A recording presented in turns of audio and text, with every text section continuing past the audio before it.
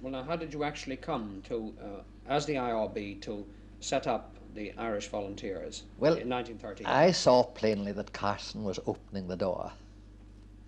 At that time, I was centre of the Teeling Circle, which was the largest and about the intellectually toughest circle in Dublin. I was also Dublin Centre, that is, I presided at the Dublin Centre's board, and I was also Leinster Centre and a member of the Supreme Council of the IRB. I saw that Carson was opening the door and that it would be practicable when public opinion had ripened a bit more and when they'd got shaken out of their stupor a bit more, it would be practicable to start Irish Volunteers. Consequently, in the summer of 1913, I proposed to the Dublin Centre's board that we start drilling the Dublin members of the IRB so that they might take control of the new movement when the time came to launch it. So we drilled them, and we waited because I was afraid of moving too soon. On the other hand, we couldn't wait too long in case somebody else moved. In October 13, we came to the conclusion the time had come, but the IRB couldn't well act, a small secret society, and if we had acted, that would have repelled a lot of people. We were looking for somebody that would make a public figure. And at that critical moment, John McNeill wrote his article in An Clive Sullis. The next morning I asked O'Reilly to go up to McNeill and ask him if he would preside at a committee meeting to start the volunteers. O'Reilly was right back and said McNeill would. We drew up a list of people for the first committee, and we tried to make it as representative and as non-party as possible. And I engaged a room in Wynn's Hotel for the meeting, and that launched the Provisional Committee. Of the Irish Volunteers? Of the Irish Volunteers. And then later on in the year, you held the recruiting meeting in the Rotunda. Oh, only a matter of weeks.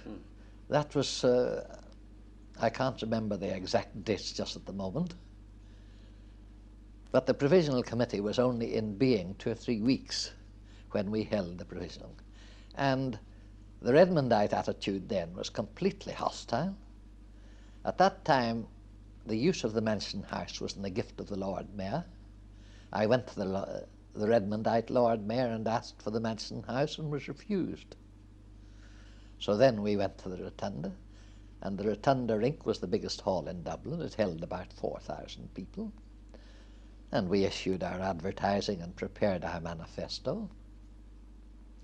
The meeting was stewarded mainly by IRB men, and every steward was armed with a pad of application forms for membership.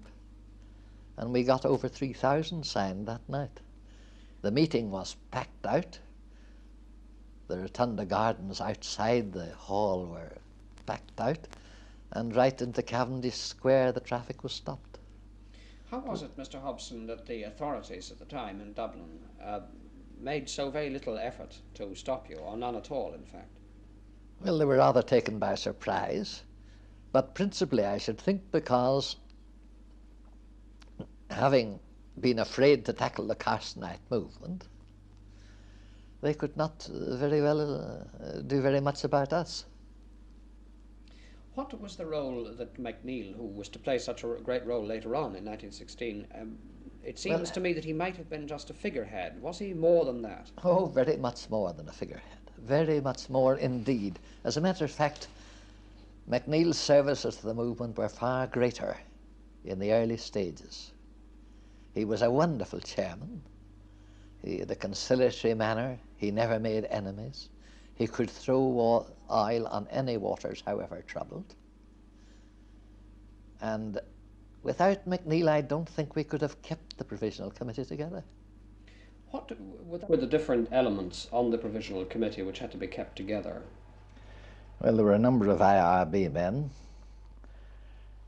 There was MacNeil and Lawrence Kettle.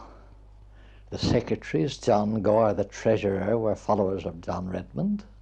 So was Colonel Moore. We had a number of Hibernians. We had a number of people who were Gaelic Leaguers and hadn't touched politics before. And we had some people that was very hard to classify. They just generally were interested in the movement. When did, I'd like to ask you about one or two individuals. What part did the O'Rahilly play, for instance? Well, O'Rahilly was always very active. He was always there when he was wanted. He was very sincere, a very good person was O'Rahilly. A very good person and a very likeable person. But he didn't play what I would call a heavy role as MacNeil did. And MacDermott?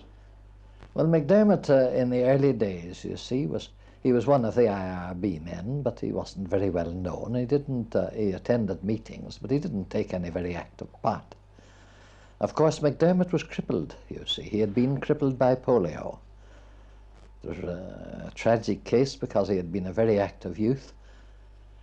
But he was very badly crippled and hobbled along on a stick, and that precluded him from taking a very active part. When and how did Pearse come into this movement?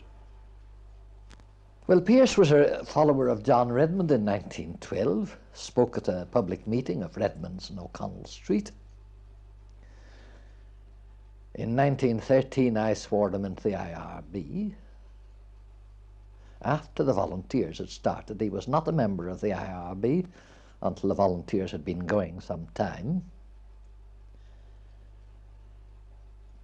And he attended meetings, but he never took any very active part or played any important part in the building up of the volunteer organisation. What you say suggests that he changed his ideas quite rapidly from just Well, before he 1913. did, because starting as a Redmondite in 1912, he joined the IRB in 13. And in a matter of months afterwards, he was warning people that I had introduced him to in America that I wasn't nearly revolutionary enough.